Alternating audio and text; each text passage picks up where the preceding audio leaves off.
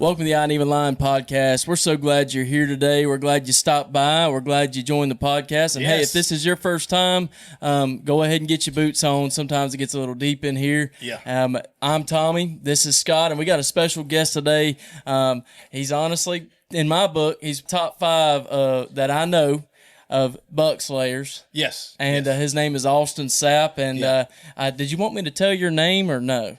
You know, we might need to keep that confidential. As far as y'all know, his name is an alias right now. Yeah. Austin Sapp. Austin. That's a cool sounding name. Sometimes I go by Bill. It depends on what state, what state we're in. Oh, Bill. Yes, sir. Yes, oh, Bill. I tell you what, Bill's on up there. Yeah. There we go. I like it. So listen, we're glad you're here, and let's dive into it. I know we got some stories, and I'm excited to see what's going to unfold today. So I actually want to start with one story that I actually went hunting with Austin.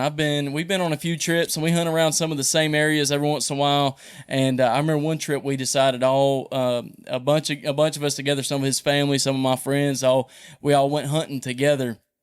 And I remember this one time that he's actually in the clear on this. We'll say his name, Jordan. Yeah. Your brother-in-law. He had killed this big old buck on this mountaintop. And we're out there, and he gives us a call. And it's actually not a bad buck. And we are up there, and we get to the top of this mountain. It's dark. And I remember we grab this deer. We find the deer, and we start dragging. Well, another family member of Austin was there. So we're all, there's 4 of us up on this mountaintop. And we start dragging. Well, naturally, we believe that we need to have a whole army, I guess, to drag this deer up because, I mean, it's steep inclines, declines. I mean, it's pretty rough terrain. And so what we do is your brother-in-law, Jordan, he ends up doing, I don't know if he went back or started walking off. He said, y'all go ahead and start dragging the deer. And we just left him. Oh, we just left it. Y'all just drug it away from him. He's a little husky, isn't he? Yeah, he's a bigger boy. He is, really. Well, we start dragging. He needs to stay away from that table, Jordan. For sure. So we start dragging this deer down the hill, and we start getting some momentum. It's so steep. This deer is honestly kind of dragging us at some point. On. So yeah, Is that bad? Yeah, I'm telling you. When I say a mountain, that's no hesitation. Yeah. This is steep. Yeah. Steep stuff. Wow. And so we're coming down. Well, one thing about this spot specifically is to get into the public, you got about 6 feet. Yeah. Maybe. It's narrow. It's narrow. It's narrow Yeah. spot. I mean, I know several places like that, but this one is, It's tight. And you in that time using Onyx. Onyx ain't perfect. No. But hopefully neither is the game one. That's kind of what you're banking on. Yeah. Right. Well, it jumped back. It was jumping, so we're getting, and I don't know who had the phone, but someone wasn't navigating. It might have been me. Well, we're dragging, and this deer's taking us down. Well, we start getting off the path, and we're starting to miss our 6-foot mark that's at the bottom of this hill. Well, we get the point. We realize we stop, and we're like, dude, we're way away. And we have to go back up the mountain to even get to this other side. Well, we can see the road where we had parked.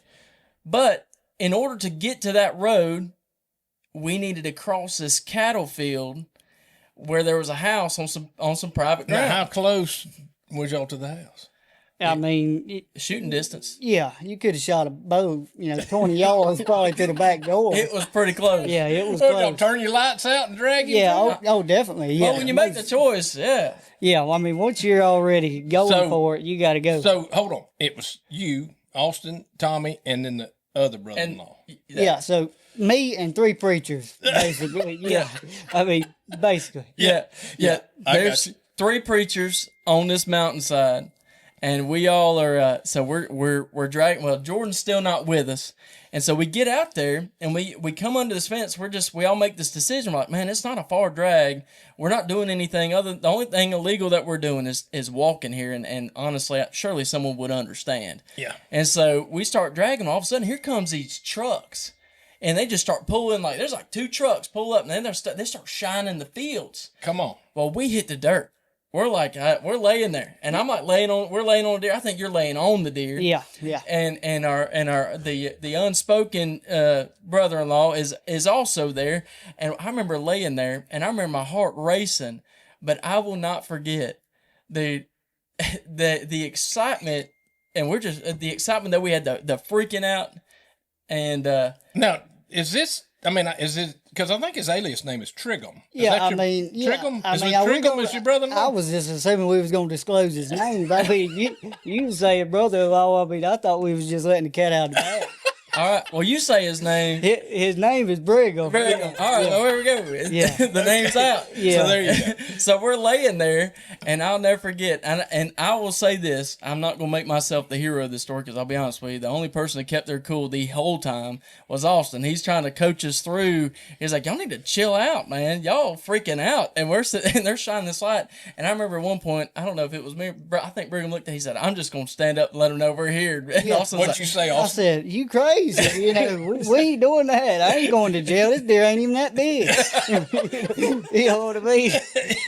Yeah. I mean, if his horns is big enough for him to see it from the road, that's big enough. That's big enough. Yeah. That's right. That's right. So we're laying there anyway. So then we see Jordan bebopping down the hill, and we see his light, and his light's flashing as he's walking Come down on. the ridge. Like a neon sign. Oh, yeah. come on. Oh yeah. So we're trying to call him. Like, hey man, there's guys out here, and they're looking. You can hear them talking. They're like, I know people are up there. I know they're out there. And we're like, wow. And we're there, man. They're shining fields and all that stuff. And man, he just goes on down that ridge, and he comes out, and he says, "The old boy's like, from what I remember, Jordan saying, he said that old boy was like, hey, you know you ain't supposed to be here." And Jordan's like, "Well, I'm hunting public ground." Well, he said he kind of pointed out, showed him that I have access right here at this little 6-foot point, and I've been entering in and out there, and so Yeah. I haven't done anything wrong. Mm-hmm. Well, he said, "Well, how many people are with you?" He said, A lot of trucks. "Yeah." He said, "There's a lot of trucks A lot out of here." pickups. And well, Jordan's like, "Well, there's like 3 other guys out here, but." And he said, "Where are they?" He said, "I have no idea. They were ahead of me." So the guy. So at that point, we're laying out there. We're waiting for all this to unfold. And honestly, Jordan doing what Jordan does, I guess, having the anointing on his life. Yeah. I guess he was able to talk his way out of it, and ended up exchanging numbers with the old boy. Yeah. I mean, Yeah. it's some Benjamin Permission. DeZaglio stuff. Yeah, it wouldn't work for me. I can tell you. Friends. I'm talking about, yeah, good stuff. And he's leaving out a few details. These guys were pulled up. We were in the ditch, and they were probably 15 yards from us. And I can hear Brigham's heartbeat Oh, just come on. boom, boom, boom, boom, boom. You know, Yeah. and So it was tense. But So when he started coming you down kept that, them cool. yeah. But when he started coming down that hill, you know, I tried to call him 2 times, and then it was, you know, he's on his own. Yeah. We got our own business to deal with, you know. So I remember, so that light in the house was off. I'm assuming this is maybe somebody's vacation house. I remember laying there, and the light was off, and at some point, I look back over, and the light's on. And we're laying not far from the house, and then we got guys in the trucks right here in the ditch, and we're between. I'm just thinking at any point we're going to see bullets start flying, and somebody's going to get popped. So Jordan smoothed it over. Jordan Y'all smoothed got it. out of He this started deal. texting the old boy. Then they Really? started. They friends now? They Yeah. became. Does They became. Jordan stay at that cabin now? They were showing deer pictures back and They were. forth. And y'all down there hid in the bushes. Yeah. I think they're pen Now, pals. let me still. ask y'all this. How did y'all just up and was it, all right, boys, it's all right, y'all can stand up? Now, how did y'all get up here? He made it. Jordan made it all the way to the truck, Uh-huh. and then smoothed it over. And once you know that everything was cool, we just eased on with the deer and got on out of Oh, Dodge. I got you you. know. I got you. Yeah. So now, what's the next? What you got there? Because So the next thing I want, and we'll go ahead and start, and then I'll get you, man. I'll just get I'll start the snowball rolling, and you just start running with it, man. But I'll go ahead and I'll say this. One of my favorite stories. I don't know. I think we're all still hunting together at this point, or maybe it was a different time. But I remember something about a high-powered rifle and somebody hunting you instead of hunting deer. I want to hear that so one. how'd that go? Yeah. So same general area we was at there. Must be some good A bucks. big group of guys, but you know, I tend to not really hang around. Yeah. If I can find somewhere to get out of Dodge, that's usually what I do. Well, I had done that this morning, probably about 8 a.m.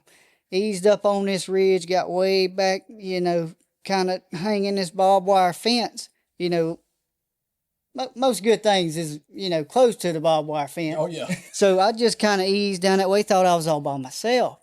Well, I got in there, kind of got tired climbing hills and everything else, sat down for a minute, and I thought I had seen something, and I wasn't really sure, but I was watching just a couple does just across the ridge. And all of a sudden I heard, a walkie-talkie cut in like a doo-doo, and I said, oh, I said, somebody's here. And so I'm still, right now I'm crouched down by a tree, and all of a sudden I see this guy, he's coming, and he's got a rifle and a walkie-talkie on his hip. And he's speaking into the walkie-talkie. He said, I got them. They're right over here. They're right over here. He said, I'm visiting to find them. So he's 15 yards. Come on. I'm talking about close. And this has got a scope on it. This is bow area. Yeah. He's not hunting deer, Humans. So I'm crouched down, and I wind up somehow. That fella, I ain't never really believed in camouflage. I'm more of a flannel guy myself. Yeah. And but that guy, he either acted like he didn't see me, because he looked right at me. He was less than 10. The last time he looked right at me, and I don't know. He never seen me. He just kept on about his business and kept on going. One of the scariest times. Now, so that's that good. And now you wear jeans and just old flannel shirt? I don't wear jeans. I don't necessarily wear jeans. I wear like the Walmart, little Wrangler dry fit deal. Yeah. But not camouflage. I don't believe deer can see color. Okay. Yeah. I just. So like them old people used to wear them old plaid flannel shirts. Oh yeah, that's legit. Yeah. Oh, yeah. I'm a firm believer. I do believe and lean more towards that way. And honestly, I don't even know as much as it's a camo or not camo thing. I think deer know when you care. I think when you care, you're not gonna kill nothing. What about, do you wash your clothes in like? I don't really do that no more. And if my dad listens to this, his skin will crawl. Yeah. Because he's one of them, bag this and get out this bag, and I just don't. I have found success not doing that. Well, now one of the things we started doing was we bought some of that non-scented regular all or something. Tied. It's just like tied. And then we smelled some of that $27 a bottle of the one that's from a hunting. Yeah, product. I said, good night. It's the same stuff. the same Come from stuff. the same place. So we started buying the other stuff. Yeah. So we do kind of wash it that way. Now tell me this: is your dad? Did he ever buy those Onyx? No, I don't think them was around when I was still in the house. But he was a scent lock man. You know, we always had some people that kind of pick at us on the hunting lease because he'd be scent locked up. They'd be smoking cigarettes and Killing bugs. Killing bugs. It was just. He's a scent lock man too. He's got about 3 cents. Oh, But he was a believer. Now, but here's the thing. He thinks, this is what he thinks scent lock does. He thinks you can wear whatever clothes you want to wear, washed in whatever. You can have worked. I just put the jumpsuit on. But the jumpsuit locks everything in. It's in the name, is what his thought is. So it's just going to lock it in. So I don't need a shower and I don't need scent-free clothes. I just need a scent-free jumpsuit. That's all it is. If I go on a hunting trip, I might not get a bath for a week or so. Well, there you go. Now, until I get to stinging, Oh yeah. I'm just kidding. I'm kidding. I do bathe. Man, dude, one thing I will say, and so him and Papa would definitely get along a lot, real good. Yeah, at least relate to this. And yeah. so Papa, he's an all day hunting man. Yeah. Oh yeah. He's gonna hunt all day. And All day. he'll Do you hunt all day? I try. Yeah. It gets hard. But now the thing is, one of the things I do notice about you, either you stay there till you're going to hunt hard enough because you want to kill, especially when you're on a trip out of town. Yeah. Because you always seem to. It may be 12 o'clock hour, but you seem to put meat on the ground and pretty nice bucks. Really nice bucks. Yeah, I've been blessed for sure. Yeah. For sure. Man, I tell you what, if anybody kills him, he does. Yeah. But hunting all day is tough. If I ain't seen nothing by 10 or 11, I'm getting down and I'm moving. Yeah. Okay, so can you say, like some people say, I tell you what, I killed my biggest bucks between 12 and 2. No, I can't say that. So usually it's either morning or I found best luck in the morning. Really? Yeah. Probably about, I'd say the magic hour is 8 to me. Yeah. Mm-hmm. Them So- kind of mid morning. Yeah. Kind of. They've been out of bed for a minute. So when are you getting down? when you kind of get antsy, like 9:30, 10 o'clock, or 9 It o'clock? depends. If I'm seeing deer, you know how time flies Yeah, when you're yeah, seeing deer. yeah. If Oh, you yeah. ain't seeing nothing, every minute counts. Oh, yeah. You know? Yeah. You get to thinking, hey, I believe I can hit that squirrel with this Yeah, bow. yeah. So I if I ain't seeing nothing, I'm usually 11 o'clock. I'm down, but most of the places I'm going in, I'm not coming back out, just because Yeah. it's a lot to get in there. Yeah. Yeah. And I usually don't come out. My backpack, it'll look like Santa Claus coming through there, because I got snacks and Oh, yeah. clothes, and I usually stay in. Yeah. Oh, yeah. You got stuff to stay warm. You got something to eat. Yeah. Yeah. Well, one thing I can remember from at least the one time I did go out and hunt with you guys and around y'all is I remember being the question always every night, where's Austin? Yeah. I don't know. Y'all heard from him? And then I remember your dad would call you like, nah, I can't get a hold of him. And I'm telling you, we'd be done 8. We done all had showers. We I ain't even made out of wood No, yet. and we about to get ready to crawl in the bed. He'd bust up in the door and be like, I'm back. Now hunting out of state, though, when you're hunting, especially in public land, something like that, is there, especially when you're hunting that deep, is there a certain size in your mind that you'll kill? No, I just won't kill anything that is don't have good mass. If Okay. he's got good mass and He he's a ain't got to big be old wide. yeah, if he's a big old 6-pointer, I'm like this year I shot a 8-point, and he wasn't nothing crazy. He had good eye guards and everything else, but he wasn't no high scoring deer. Yeah. He just. I heard old buddy say one time. He said, "In the time that you're going, you're hunting a mature buck that's in that area at that time. Yeah. He may be this, or he may not be all of that. Yeah. And hunting public land's a lot different than hunting a lease. too. Yeah. So, scoring or shooting one. Yeah. You kind of want to get your money's worth. It's hard to let them walk. Oh yeah, I like to shoot them. Yeah, me can't too. hardly. Yeah, I shoot like them, to chase shoot them down. small ones. It don't Oh, yeah. matter to me. Oh, yeah. They'd be mad at me. I'd be kind of like that one Tommy killed that time and said it was a giant and run off the cliff. Oh Lord, I don't know we was gonna pick on him about that. Oh, I didn't know. We'll bring that story Yeah, up. come on, Got Austin, to. how big up? I want to hear Okay, the yeah. other perspective. So we've been on this. It's all right to pick on. Go yeah, for it, man. go Go ahead. for it. It's free reign. Go for it. This is y'all's place. I mean, Yeah, no, we good. So we've been on this hunt trip a little while. A couple people's killed deer, and I'm a young man. So naturally, I'm dragging deer every night. yeah, yeah. I get back, we're dragging deer. We just got done dragging one. I roll in, and they saying, Tommy's looking for you. Tommy's looking for you. Go get a deer. So we all get in the truck. We ride out. I don't know what time it was, probably 8 o'clock. It was late. Yeah, It's late. and 8 o'clock, and when you're on a hunting trip, it's late. It's late. You It's not 8. It's not 8 o'clock at the house. I don't know how long does it normally take. Especially, was he way back? I don't think he was. No. No, the terrain is what made that awful. So we had a posse going. I mean, it was Yeah. probably 10. Wouldn't you say? Honestly, it was our camp, and then the other camp that was beside us of guys that we knew. Yeah. They wanted to come too, because when the But now, buck did gets Tommy? killed, Hold on. Did Tommy paint the picture that everybody wanted to be there? Yeah, Did- well, he said, I don't remember the exact words, but it was, to be that late at night and waiting for I'm thinking giant. well, I'm just going to be honest with you. I was thinking giant. I'm gonna throw Jordan back under the bus on this one. Okay. Okay, we got to shift some blame. I did. So a couple nights before, I had shot one and mommicked him up. Yeah. Because I had put and yes, I was hunting with a crossbow. I had a torn rotator cuff. Sorry, I forgot how to speak for a second. So I had a torn rotator cuff, and at least I had a hard time shooting a bow, and I had a little bit of a confidence issue, But anyway, I'm out of town. I want to fill a $500 tag. You know what I'm saying? Yeah. So I have this crossbow, and here comes this buck coming down, and it's honestly a decent buck. And he comes in behind me. Well, I flip around and get that crossbow, and I'm aiming. Well, the crossbow's too close to the tree.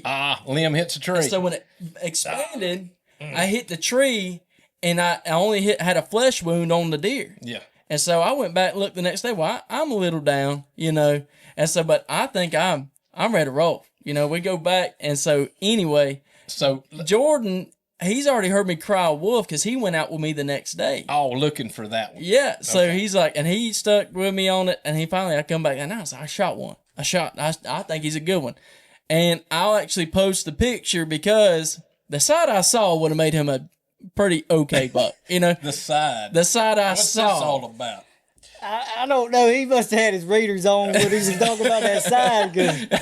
So go on, Austin. So what happened? Anyway, So, anyways, we all get in the woods. There's a whole crew of us. We get in there. You know, Tommy's showing where he shot. I think he shot 2 deer. I shot a doe and a buck. Okay, yeah. He shot 2 deer, and they're all looking. We kind of go down, and it's going down to this creek bottom, and you know everybody's kind of tight together. I just swooped on around them, and went and hit the creek, and you know hooked back towards the right. Well, you know they're all looking, and I said, "Hey, he's over here." But I'm gonna tell you, when I walked up on that deer, I said, "This ain't the one."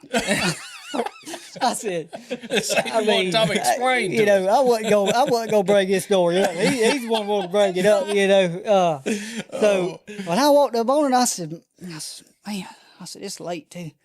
And you know, I was about wanting to jump on him. You know? So, anyways, they all come over there, and Tommy was asking us, and I'm pumped up for anybody who shoots a deer. On a serious note, anybody who shoots a deer and they're happy with it, Yeah. I'm gonna be all for you, and that's just the way you should be. Yeah. So that's the way I was, but the whole time in the back of my head, I'm going, Lord have mercy.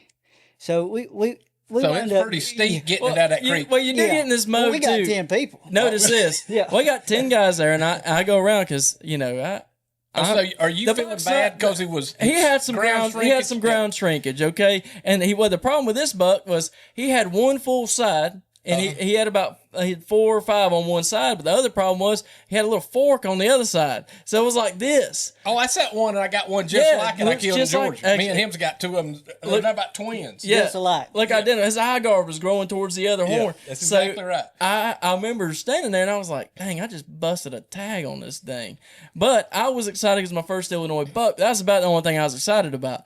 And so I kind of looked around. I felt bad because I got 10 guys here and they're all expecting this Just giant. ready to get a shower and go to bed. They ready to go to bed. And so I remember looking around saying, hey, what do you think? The only thing to do is lie. That's the only thing you can do. What do at you that just point. tell like, hey man, there was a bigger one. Well, there's that- And there's that- they was fighting. He stepped in front of him, and I thought I shot the other one. Well, maybe it's just me, but I was walking around. I said, man, hey, I shot that deer. I guess. I mean, would you shot him? I started kind of, some of the guys are answering. Oh, that's the line there. Yeah. You hear that? Yeah, You know they tried. Would you shot him? Did anybody say yes? Everybody's saying yes, but there's one person that say yes, and it's this guy right here. No, I mean, He kind of eased off. He didn't want to lie to you. avoid the question. You know what I'm saying? Definitely. But yeah, I remember we took that thing back to the house, and everybody goes inside. Well, I killed 2, and we didn't get them out of the woods, so it was pushing probably 10 o'clock. Yeah. And so You we have to skin them out too, or something. No, I skinned them out. Oh, okay. Yeah, we done went to bed. They went to bed. They said we done our job. We done our part. So it You ain't, if you kill one up there, you're gonna skin him out, or you're not carrying him somewhere. You just do it. Well, they ain't really nowhere to and they won't. So I actually learned this last year. If you shoot a buck, they won't just skin it out for you. At least all the processors I try to reach out to. You talking about cape it over the head? Yeah, they won't. Well, they won't do. So they talking won't about skin the whole then. deer down. Yeah. They won't skin the whole And just deer. give me the meat back. They want to do the processing. At least that's what I learned this past year when I had went. But anyway, yeah, I'm out there skinning, and man, I didn't get to bed probably till midnight or later. Wow. And I'm crawling to bed. But I tell you what, there ain't a better feeling than when you're tagged out and everybody is getting up at 3 and 4 in the morning and you're sleeping in and you get to watch the sun. The sun's already up when you wake up. You know what I'm saying? That's a good feeling. It's satisfying. Yeah. I don't care if it's a 80-inch, 30-inch buck or a 150-inch buck. No doubt. That's the way it is with me. As soon as you kill, it's you get to go on vacation for a few days. That's right. Kick back. Let them boys get at it. That's right. That's right. So we need to take a second, take a break. We're gonna go ahead and get a word from our sponsor today, and then we'll jump right back. I know Austin, he ain't even got into the stories that he's got prepared, so we're gonna dive into it in just a second. Don't go anywhere. All right. Well, today's sponsor is Coastal Lumber and Cabinetry. It's been a minute since we talked about good old Coastal Lumber and Cabinetry. Ricky and Drew, we all go to church together, and man, I really enjoy those guys. Yeah, them old boys will tell you a story now. They will. You're talking about hunting stories. These old boys like to hunt. They put some meat in the freezer. That's right. They're deer slayers, and they love to hunt, they love to fish, and they love Jesus. Oh, yeah. I would say so I noticed that Ricky and Drew are starting to carry pole barns. Oh, yeah. They have pole barn kits. Yes, get a pole barn kit from them. Hey, look, if you ain't keeping your boat or your camper or something like that up under a pole barn, or your stuff, your tractor, let's get stuff under, protect your stuff, get you a pole barn. The best thing you can do is if you got a $15,000, $20,000, $30,000, $40,000 RV, go get you a $3,000 to $5,000 pole barn. Yeah. Stick that camper underneath that thing, because I want to tell you, it don't matter how much money you got in that camper, the roof will eventually leak if it ain't under something. That's exactly So go down to Coastal Lumber Cabinetry, go get you a pole barn, go buy you some lumber. Y'all go do some projects this summer and go get you material from Coastal Lumber and Cabinetry. They're great guys, great people. They love Jesus, and they're gonna take care of you. So and look, they ain't gonna run from you when you get there too. I've been to some of them places, in big box stores. Them jokers act like they don't see you. Take off and run. You need some help. These guys gonna help you. You don't even have to pick through the lumber. It's all straight. In a single knot in any of it. Yeah. Well, I'm just kidding. Yeah. That might not be true. I don't think that's physically possible. There could be a knot. But that sounds really good. That sounds really good. Straight wood, no knots. Yeah. Well, I'm telling you. That's their motto. I mean, we've been working on stuff we got lumber from the other day. Yeah. Well, that's our sponsor for today. And let's get back to the podcast. We got some more stories for you. Oh, and we're back. I think I got a story for us. Do you? Yeah. I'm dying to hear it. Now, let me just say this, because I'm going to tell you. Now, Austin, you've grown a pretty good mullet yourself. You boys even have some good mullets. Yes, sir. Your daddy. All three of them. You've seen your daddy's pictures. Yeah, Henry had the mullet. Yeah. Yeah. He had like the curl in the back of it. Man, he drove old Ford truck. I'm telling you, he sported around Southport with that mullet on. Now, I got to know. You ever got a perm in your mullet? No, I never had to. No, there you go. Just got naturally an Indian in you. Just enough time with your head out the window. You know what I'm saying? I do wonder. I got to know, because in order to get a perm, and today, the same guys that used to get perms are the same guys that are probably the most critical of anybody's look nowadays. I just got to know, did you ever get a perm or know anybody that got a perm on their mullet back in the day? My hair had a bunch of cowlicks. Didn't you have to go to a salon in order to even get a perm? Yeah, they did. I mean, some of them old boys have that perm invested in that. So you're sitting It by... would just be in the back part. You're sitting by Granny with your head in that helmet thing. And you're sitting there, and I guess, what do you talk to Granny about the whole time you're getting your perm? To see if she can make you a pound cake. What I'd be doing. Yeah. Like, Granny, you got something cooked at the house? I can come visit and cut the grass or something. Man, I bet them old rednecks, we can hunt I bet they wish that they had them old COVID face masks back then. Nobody could tell who you were, who was sitting in the salon. Now, the thing is, for me, I had, back in those days, I had my old red beard, okay? Red. I had my mullet. It was red looking. And my hair was blonde looking. They called me a redheaded dude once I grew a beard. But it was kind of sandy colored hair, but my beard had grown red. Well, I had some people one time, and several times, they go, "Hey, who you think you are, Chuck Norris?" Now I never was bad or nothing, but I tell you what happened one time. I was up there at the store close to Pawpaw's house. Used to be owned by Spikes. Used to be a big bucks over on the other side of Deer Point Lake over there. I don't know what the name of that store is now. But I went in there, and Darren Parker was working the store. And so I was going out that night. Done got me a shower. Pulled up on my Toyota, was filling it up with gas. So I slipped on in there. Well, this lady and this little old boy walks in right behind me.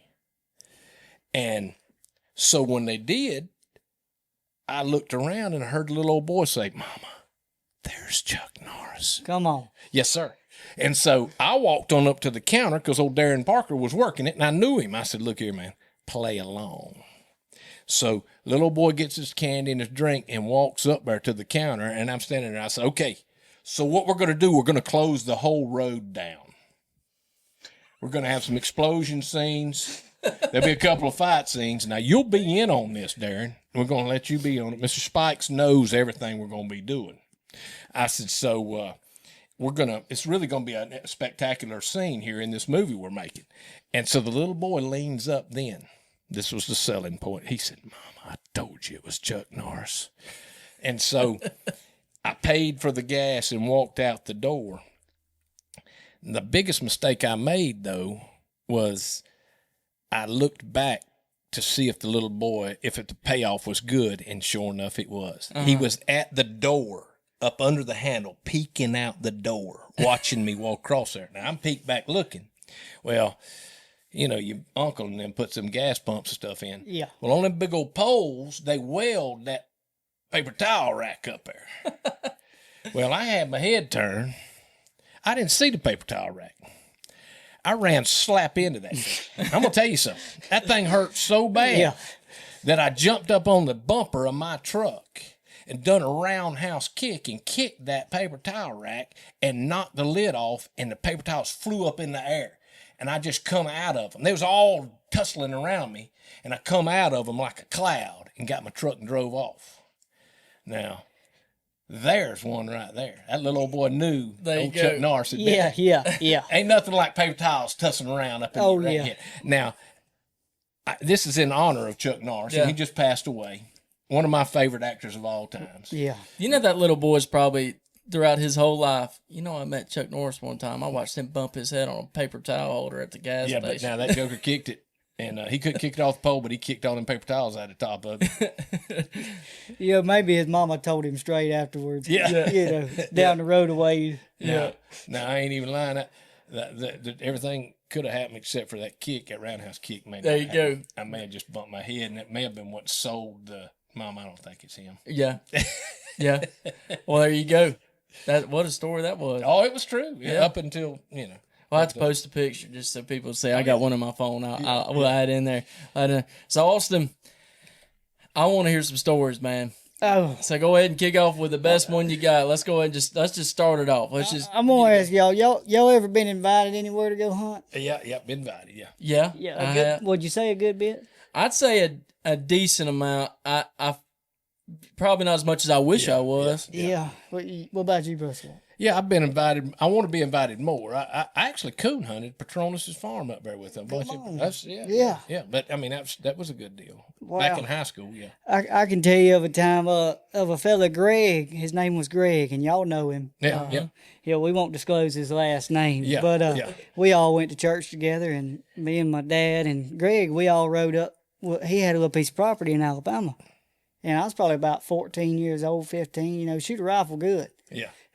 And we all went up there and stayed, and, you know, that night and the next morning, you know, we kind of figured out where we was going to go, and he had a place that he always kind of hunted, and he told my dad, you need to go over there, and, you know, I didn't really want to sit with my dad, so, you know, I was trying to scramble, you know. 14 years old, I can go by myself. Uh-huh. And he said, you know, way back in the back past them chicken houses down there, it's way growed up, way back in there, but I think there's an old stand back there. He said, I ain't been back there in years. And I said, well, I'll just go down there. Yeah. You know. So I wind up, I go down there, and it's thick, and it's, you know, head high. And I weasel in, and I find this old double man ladder stand. I climb, and the place is kind of like a growed up cutover. Yeah. Probably about 30-acre cutover growed up. And I climb up in the stand, and it starts breaking daylight. And, you know, at the time, you had those slider phones. I don't. Oh, yeah. You had them slider phones. Well, I had my slider phone, you know, just in case anybody needed to get a hold of them. And when the sun started coming up, all I can remember was just racks everywhere. Come on. I'm talking about, you know, even before the sun come up, I could hear something rustling, you know, back there in the bushes. And I said, well, something's, you know, I made sure everything was good. I believe I had a Browning automatic, you know, Safari edition. Yeah. Oh, come on. It holds some rounds. Yeah. And so anyways, it starts breaking daylight. I start seeing deer, and I start shooting. I shoot one buck, and you know, he didn't go down, and I'm not one to let one just, you know, we'll see if he goes down. You know, it's unload. So I start unloading on this one buck. He's a nice 8-point. You know, biggest I ever seen. But I mean, I don't hunt in Compass Lake. You don't see a deer but once every 2 years. And so I start firing, and I got that one, and more deer and more bucks just popping up. I'm firing. Boom, boom. I shot at 4 bucks that morning. Wind up killing 2 of them. But the whole time I was firing, I always kept bullets in my pocket. Yeah.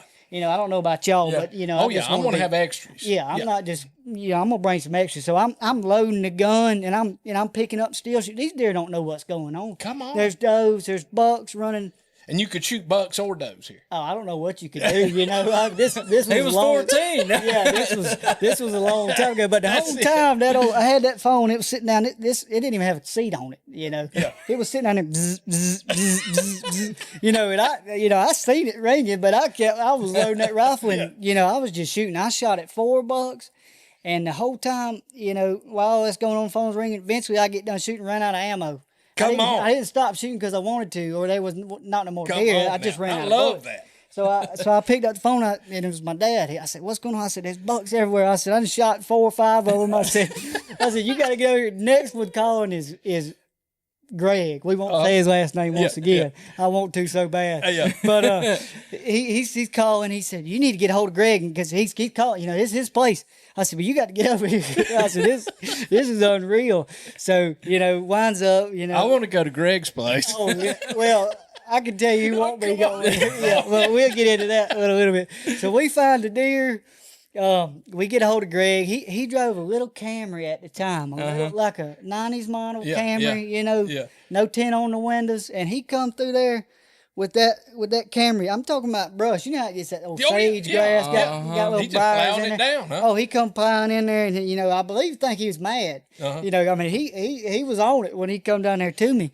And we found deer. We found the 2 bucks that I shot and got him out of there. But I'm just gonna tell you, I have never been back to that place. And honestly, I've never been back to a place I've been invited to. Yeah. I don't know about y'all. Well, I'll say this.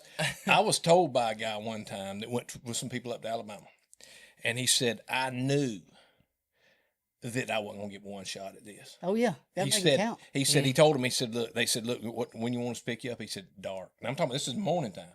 He said, "They said, what you got?" He said, "Well, I got something to eat for lunch." And so I'm figuring this is what you do, and you done it right. I mean, you shoot what you can shoot. Yeah. Go on, get what you can get.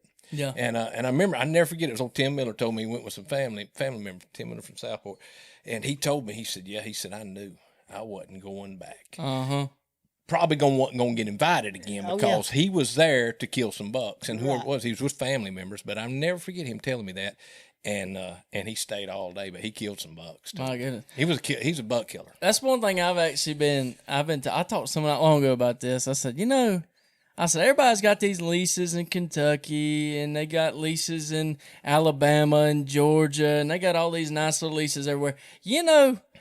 I've never been invited to get on a lease with anybody. Never. Like I have, I'm either the guy having to try to find the lease, and then that's it, and then I'm doing the inviting. But I have yet to be invited to join a lease with somebody in a good spot. You know what I mean? Or either maybe they need somebody there, and they're gonna give you the gar hole spot. Yeah. But now I'm curious about this. Hey, Greg, you still got that police piece of land up there? I want to hunt by the chicken pens. Yeah. I just want to throw that in there. Yeah, I mean, I ain't never been there, I so he probably let me go once. Yeah, I seen him not too long after that, probably 4 or 5 years after that. Actually, was putting a roof on his house. And I said, "Hey, Greg, you remember that time we all went there?" He looked at me and said, "Yeah." And that was it. That's all we said. Evidently, Greg hadn't done as good as you did that day. I don't know. It just might have been my day. Dude, I swear, I there's sometimes, man, there's some days you just got it. Like I remember that one. Something that is amazing. At 14 though, think about that. Oh, he's got the trigger finger, man. He got the golden trigger finger and the One rabbit's thing foot all at the same time. I'm telling you, if anybody's gonna kill a big in that. But it's like whenever we went out of state and we're hunting, and I shot that good buck. Yeah. And I turn around, and then a day later, I was you were sick. Yeah, I was sick. So I told him, I said, look here. Go on, fill my tag. I don't know if you're supposed to say that or not. Oh, Lord. He did say that, but I did tell him that. I didn't. I did. So what we did was I grabbed that I had that crossbow with me. Yeah. And I'd already fill it up. I'd already killed a stud, man. So I said, I'm gonna go scout for you. I'm gonna make sure you kill one. I'm gonna get you a shot. And so what I did is I found me this spot. I'm always the guy, I'm going to go to the overlooked spot. I might not go as deep as everybody, but I'm generally, I like to either go deep where no one's been, or I'll go to the little tiny tracks. Everybody's like, ain't no deer there. Yeah. Because those spots I find even have a lot of deer in them. Yeah. And just got to kill him before he goes into somebody else's place. right. Well, there was this one spot that I went to, and I crossed this one area. I come up the other side, and I'm just seeing deer sign everywhere. And I didn't see no trucks. I see trucks where they were parked on the other places, but this spot, for some reason, just didn't have nobody at it.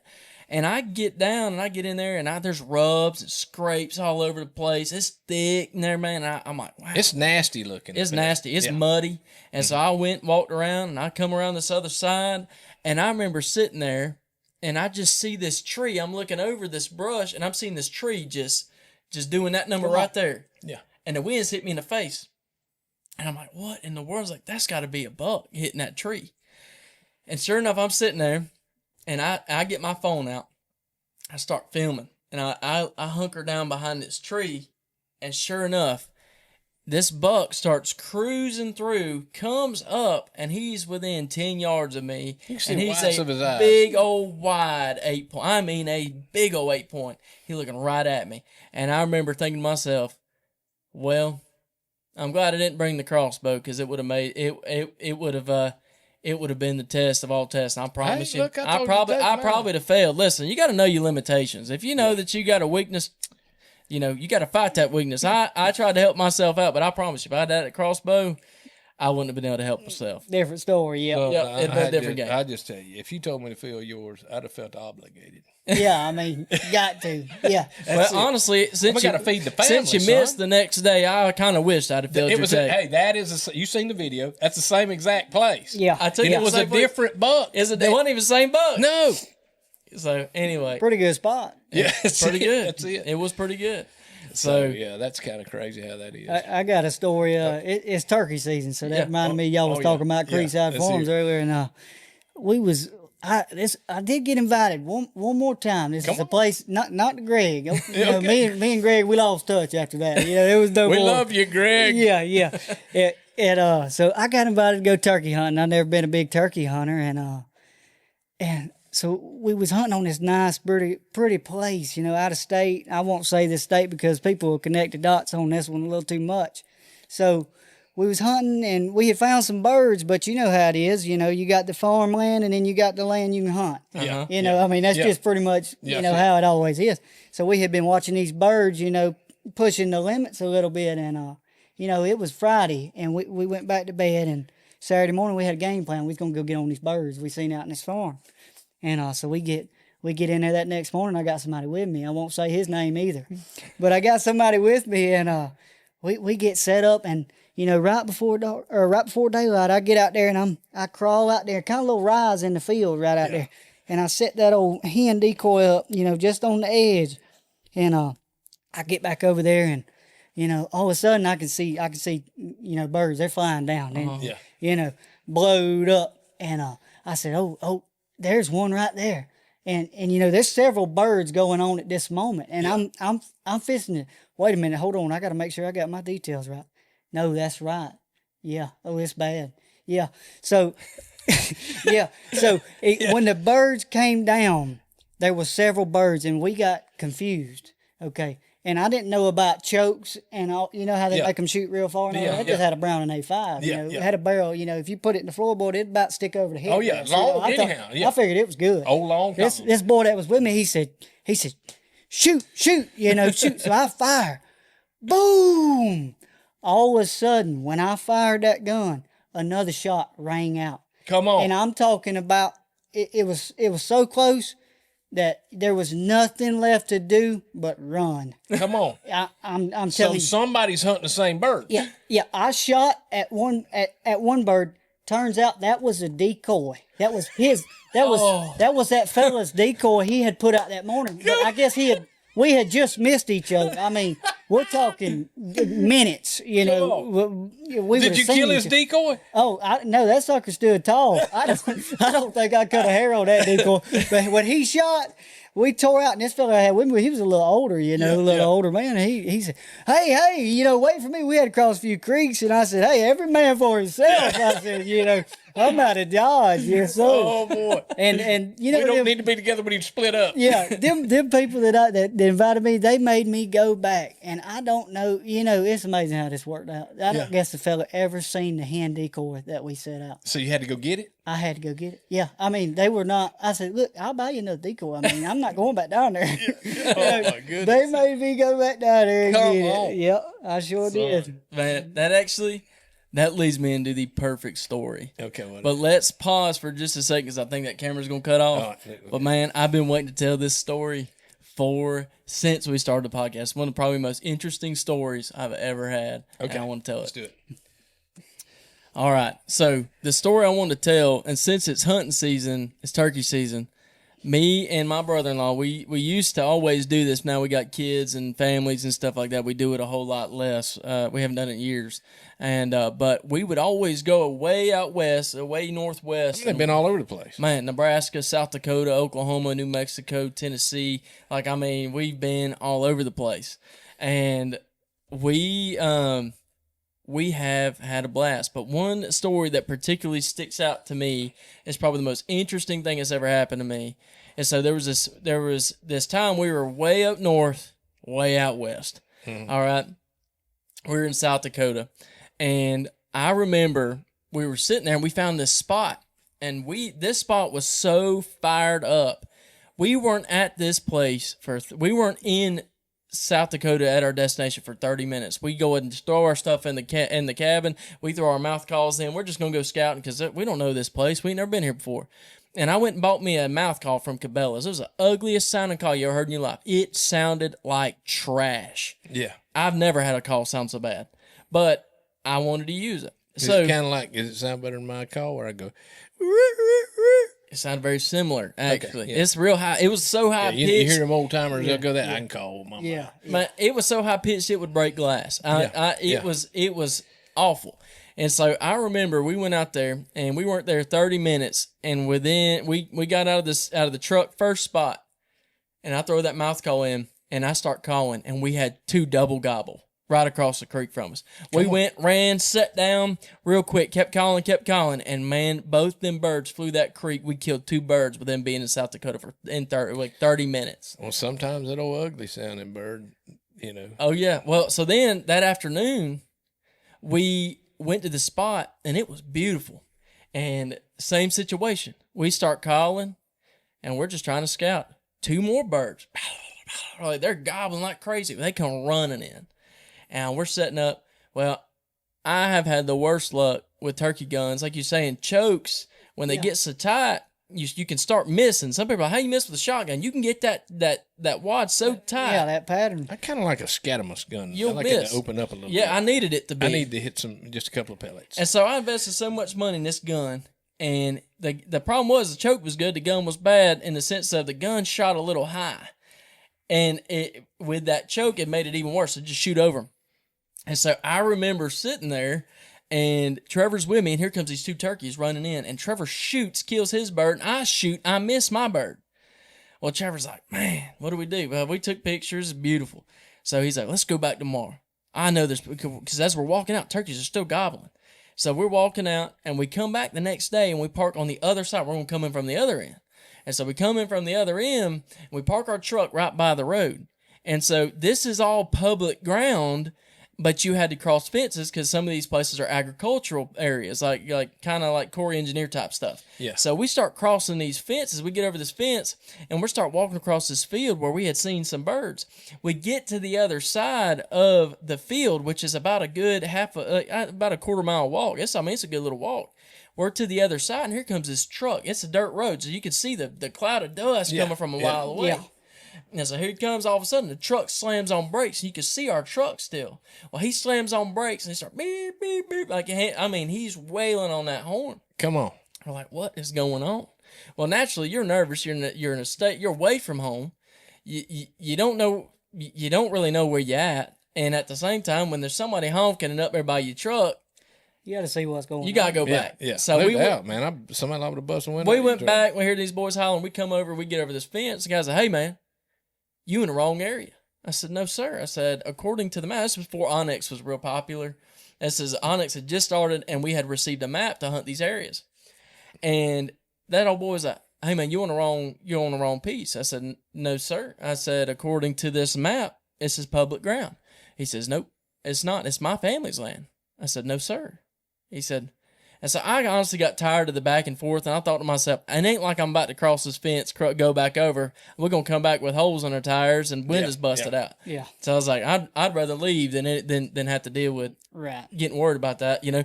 So the old boy, he looks at me, and he comes around the corner, and as a guy with him, he comes around the corner and says, hey, you know, he might be willing to let you hunt.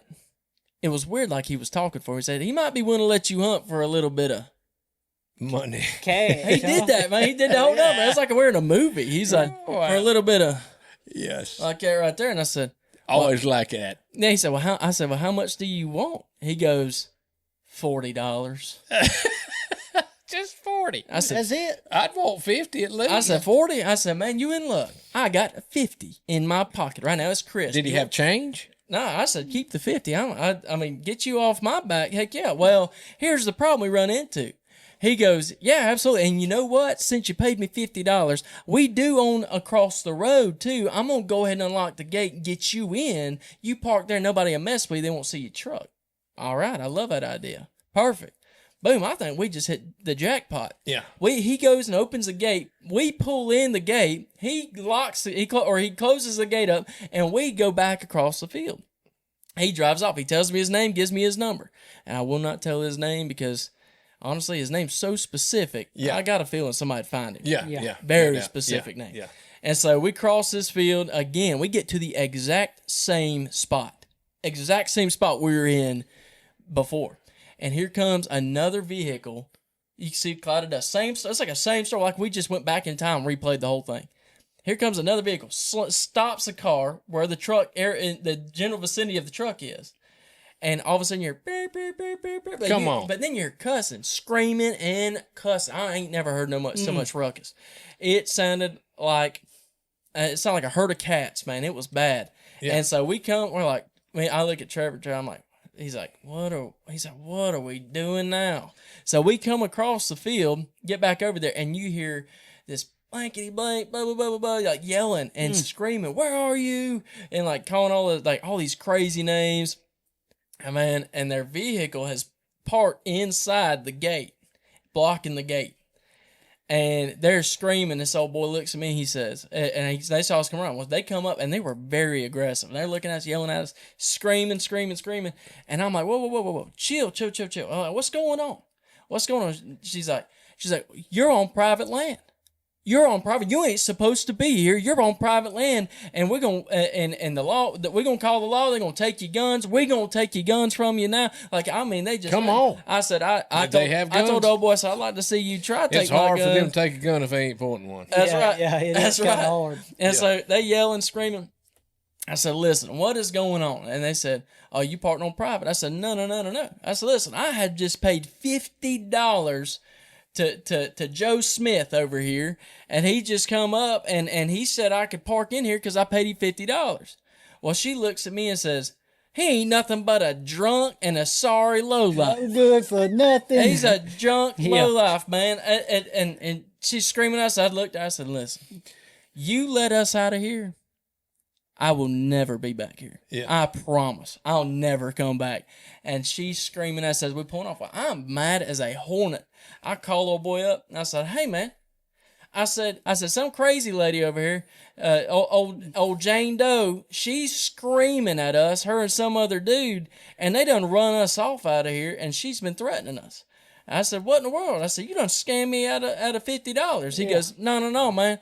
Don't worry about her. She's crazy. She's crazy. She's an alcoholic. Crazy. Yeah. This and this, yelling. And I'm like sitting there thinking, it took me a minute. And I started thinking, you couldn't even see our truck from anywhere else. They have had the perfect plan set up to scam people out of their money. Yeah. And they got us. He said, listen, go ahead, go back, go park inside the gate. Ain't no big deal. And don't don't worry about her. She ain't nothing but a thing, man. You'll be fine. I looked at Trevor, that joker done lost his mind. I ain't never going back there. No. So, but anyway, that's my story. I love that. That's like, what happens when you're out of town like that. You don't know the terrain. You don't know the people. You don't know what the bad part of the neighborhood is or nothing like that. It's just sad. Plus, the vehicle you came in on, you don't need it to get vandalized. No, you needed to get home. You got to get home. Yeah, well, when you're 26 hours from the house and all you did was drive, you need them windows. Yeah, that's exactly right. So, but Austin, I want you to hit this one home. So, yeah, I know you got one. And I'm ready to hear it, man. So let's come on, hit it home. Take it home. Alrighty, man. I'll tell you a story about Illinois, the state of Illinois. I have always managed to kill deer. The problem is, up until last year, I have never made a good shot on a deer.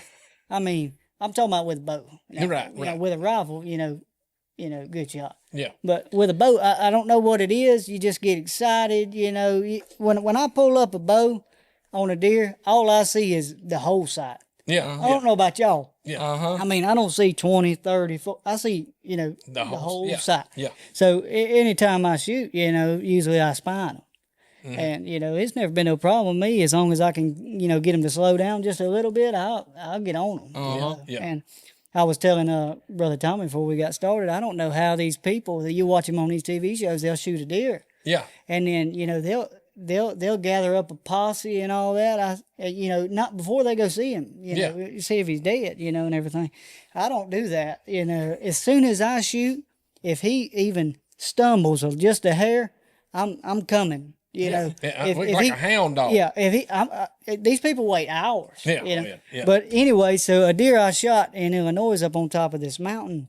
So I'm in this saddle. I think Tommy, you hunt out of a saddle too. Hunting in a swing set. Yeah, hunting out of a swing set. But I'm hunting on this ridge, and I'm in the saddle, and it's getting late in the morning. Probably 10. It's getting late in the trip, and I'm ready to kill something. So all of a sudden, I catch some movement. You know how it is when you're sitting in the saddle, you're facing a tree. Usually if you're right-handed, your left side is your best side. Yeah. This side over here is your weak side. I see a doe coming up, and she's a big old floppy-eared doe. I mean, just just out of the corner of my eye, I could see her. And all of a sudden, I could hear something behind her.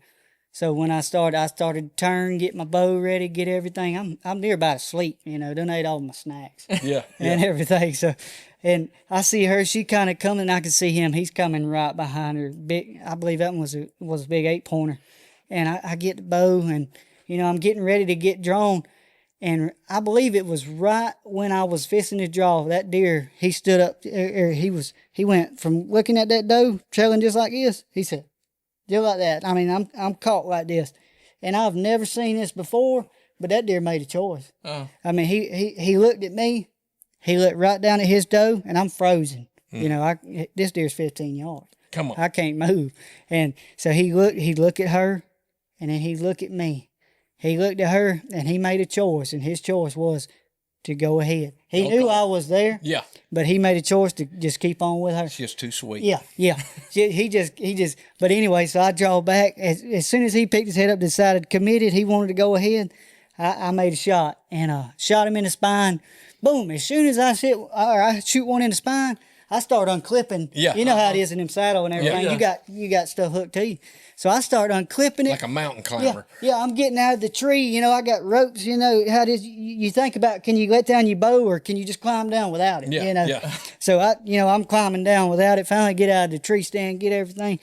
Well, he's, as all this is going on, he's starting to get up. Oh, yeah. And I don't know if you've ever seen one whenever sometimes if you hit them in the back just right, them front legs will be completely. They can paw themselves along. Oh, yeah. So he starts going, and we're right on the edge of this cliff. I done climbed this cliff and got up on this bench where these deer were traveling. And he starts going. I said, he's going to get away. So I'm coming down the tree, getting my bow, and he's done out of sight. By the time I hit the ground, he was out of sight, but I could hear him. Mm-hmm. So I start running down that way, start running down where he went off the cliff, and all of a sudden, I thought he went off the cliff. I wasn't sure. But all of a sudden, another buck coming on the same trail. It's a slim ridge. They can only come the one way they're going to run into me. And he's coming. So I get drawn on him, and I was thinking, is that him? I'm finna fire. And then I could hear, I said, that ain't him. So I let that arrow back go, and this deer, when I ran up to the edge of that cliff, he was just I look like Robin Hood, you know. I'm pulling arrows. I probably had 3 or 4 left. I shot every one I had, you know, every arrow missed. Every time had one more. By the time he crossed this little creek down there, the only reason I called him, and, you know, I was about to break and run, you know, just throw the bow and let's get on him with a knife. Yeah. And because at this point, I mean, this ain't working. You know, every time I shoot, when you hit him in the back, they're kind of like, they're moving like this. And every time I shoot, he just to the side. But I got down on him in that creek bed, crossed the creek with him. He come up that side, and the only reason I got him, when he was crawling like that, there was a big log, and he tripped over that log, kind of got hung up. When he did, he turned just broadside, look right, you know, turn around, look right, he knew it was, you know, it was over. Yeah. And when he turned, I had that last arrow, picked it up and got him. Wow. Yeah. Wow. I don't know about, I've shot probably 4 or 5. All the big deer that I got on the wall, I've spined. Oh, yeah. Except for the one I shot last year.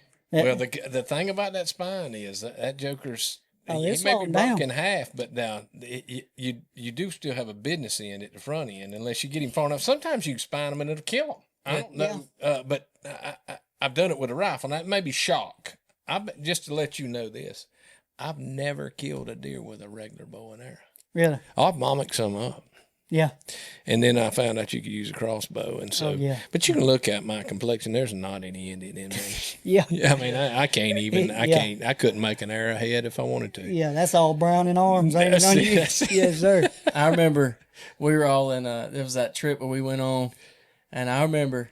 No, this was actually we were at a separate hunting camp, and I remember that we were hunting. And this is before any of us had ravens. Your daddy was the only one. Your dad and I think Dwayne were the only 2 I knew that had ravens. They must have had a little bit of cash. Yeah, like you're saying. like that old guy. Got a little bit of cash. Yeah, they had the little money to burn. Yes, sir. I remember hunting, and it seemed like, I guess this trip, every single deer we hunted was all out of range. Yeah. Every time we'd set up, I'd set up out of range.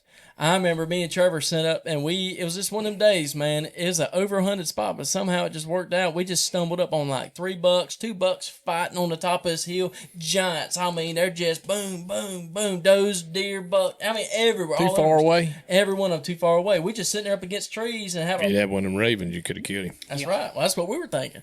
And so I had that compound bow in my hands, and I'm thinking, what in the world are we doing? And here comes this buck, and he walks about 6 yards. He's the one that got beat. The one that won still stayed on top of the hill. Yeah. And he was a giant, the one that got beat. He was bigger than the one on the hill, in my opinion. night. And he's walking down, and I thought Trevor was going to shoot at Joker State about just outside of 60 yards. Well, it's early on the hunt, so we're like, man, this spot's hot. It's a hot spot. We're gonna come back to this. Right. And so he done moves on while I'm sitting there, and I come back to camp. And I remember, I think Brigham started saying something about out of range, and Jordan said something about out of range. And Sound like excuses to me. That's what it sounded like to me. We You know all what, talking. hey, I'm going to tell you something. I'll just throw this in there. Now, this is part of the reason why I ain't killed that many with a bow. But if I don't think that joker's coming, I'm talking about I always thought that I like this saying. You're a when in doubt, send a scout kind That's of guy. exactly what I fitting to say. When in doubt, send a scout. Send That a joker's scout. going on. You just raise it up just a little bit, slang and Earl at him. I want to hit him. You know, the coolest thing would be hit him right in the back of the neck, and that joker, because that's the spinal one that's going to drop That's it right it. there. You go on medieval on them things. Well, You're I'm kinda telling you like right now, this I saw here. some in medieval movies. Them ones that go up in there is one you better watch They're out. pretty He ain't dangerous. if that joker ain't got no shield, he's done for. That's right. Maybe. That's right. I remember on this trip, man, we all started talking. I think it's when the talk of crossbows started coming into play. And I remember, I wasn't there, but you were there. They all went to a bow shop and started shopping around for crossbows while they were there, did they not? Calling their wives, Yeah. asking if they can spend some money. Didn't Jordan end up like buying one from your dad? He bought that Yeah. one from your dad. I don't know what happened. I think he bought the one my dad had, and then my dad bought another one, or I don't know. Yeah. What One thing about old Henry Zapp, though, he's a wheeler dealer. Yeah, buddy. He yeah. is, He's man. swapping. He's gonna buying. get the upper end of the Yes. deal. You know. I bought a Toyota truck from him one time. Yeah. It was 86 model Toyota, or no, 90. It was a good looking truck, green Toyota 4-wheel drive, man. And we raised the hood up, and I was looking at it. And I thought, man, that's a nice truck, regular cab. Oh yeah. I said, man, that motor's clean. And then it dawned on He me. just cleaned it. I said, "Is this clean when you bought it, or is it Henry Sapp clean?" He Yeah. dropped his old head down. He says, "Henry Sapp clean."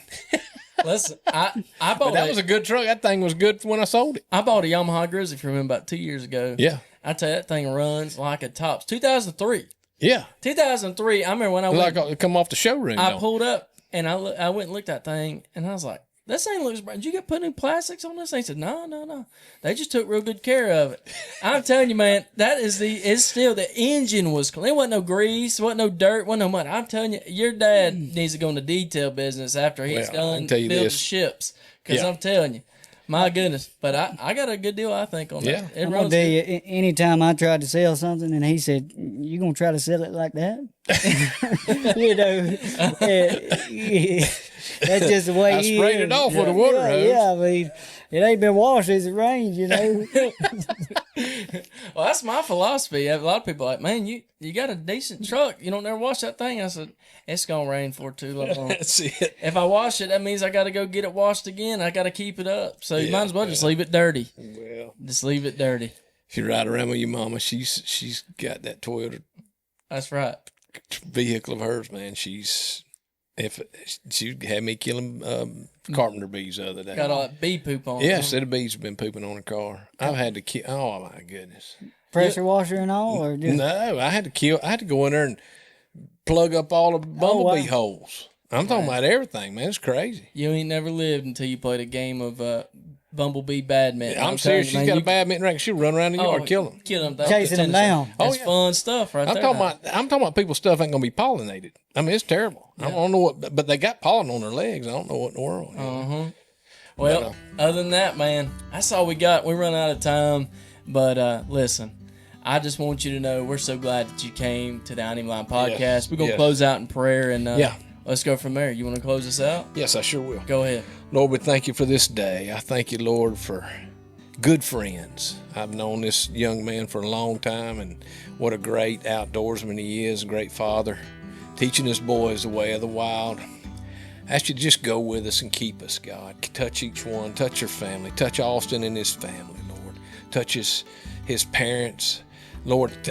Touch just everything he puts his hands to, Lord. That when it comes to fishing or hunting or whatever, he's a blessing to be around. Hearing these stories are wonderful. I ask you just go with us, bless this podcast and the ears that hear it, Lord. I thank you for all you've done for us. In Jesus' name we pray. Amen. Amen. Amen. Listen, we're glad you came by. Yeah, that was great, man. You stopped a little early. We got to say goodbye. Oh, I'm sorry. Got to say goodbye. you ready to check out, ain't you? Well, I'm getting low on my coffee here. This morning it's thirsty time. It's thirsty time. Well, listen, let's try that again. We're so glad you came by, and don't be a stranger. Y'all come on back around. We'll be back in 2 weeks. So that's all we got. So Now, Austin, you can put your name in there and win that stuff too. I don't think I can. I'm family. Well, there you go. That's probably not. well, the other thing too is he's probably done turkey hunting after that whole situation. Yeah, it's a bad deal. Yeah, I don't have to worry about getting invited nowhere. Look, hold on. Will somebody invite my good friend Austin Sapp somewhere? Please. Invite him. He's I mean- young and has got to eat. Yeah, I mean, it's getting bad. Yeah. Well, here we go. Listen, it's good hanging out with y'all. Oh, yes. Spending time with y'all. We'll see y'all next time. That's the Uneven Line Podcast. Yes. See y'all later. Bye.